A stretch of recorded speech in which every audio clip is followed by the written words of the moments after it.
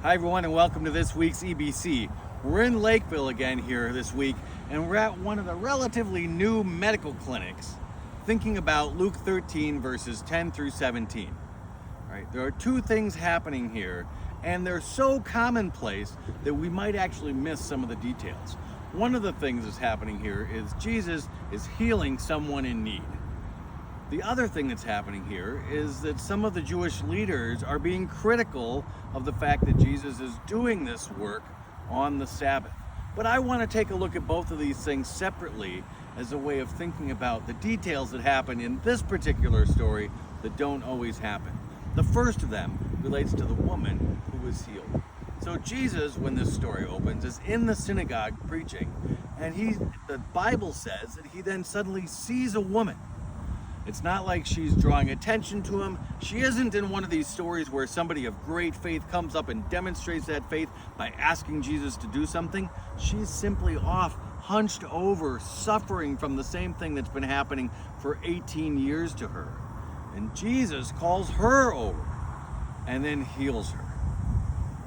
Now, I want to stop there for just a moment to think about that, because we're here at this medical clinic, and if you saw somebody who was maybe going into that medical clinic and they were kind of hunched over, you might stop, you'd notice them, maybe you'd help them, you'd grab a wheelchair, you'd do something, because this context suggests that you're maybe ready to help. You see somebody who is in need and you're doing that. But that's not actually what's happening. And I think Jesus is demonstrating that we can be on the lookout for those who need our help, no matter where we are.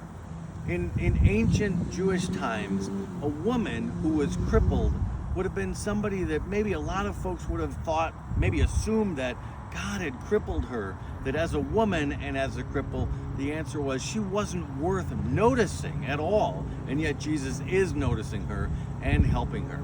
So as we think about what we can do coming out of this story, one of it's just a very simple thing that we can do, which is just notice people who are in need of our help, no matter where they are. All right, so the other thing that's happening in this story is that some of the Jewish leaders are complaining that Jesus has been doing this healing on the Sabbath. But the detail here is extremely interesting, because the Jewish leaders do not complain to Jesus and confront him about why that's happening. They actually talk to the crowds and suggest to the crowds, look, there are 6 other days when people can work, when you can come and ask for this sort of healing then. Don't ask for it on the Sabbath. There's so many layers to this that we could go into. I do think that it's really ironic that what the Jewish leaders in this particular story wind up criticizing is the idea that you wouldn't pray or ask for help on the Sabbath day.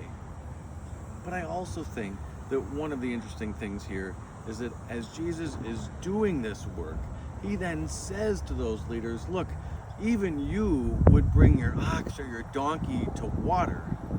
And it's okay if Jesus then is also helping those in need as part of what's happening on the Sabbath.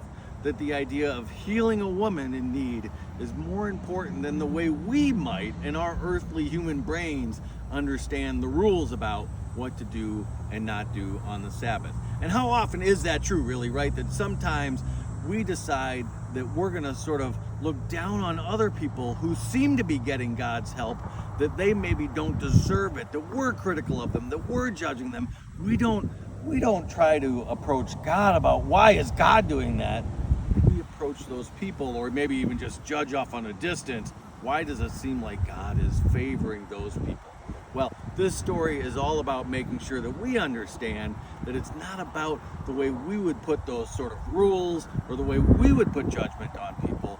It's about what Jesus and God are able to do to help us in our everyday lives, no matter where we are, no matter when we are. And then we, going back to that first part of the story, can do the same thing, no matter where we are, no matter when we are. Notice those others who are in need of help and do that too. Everyone, have a great week.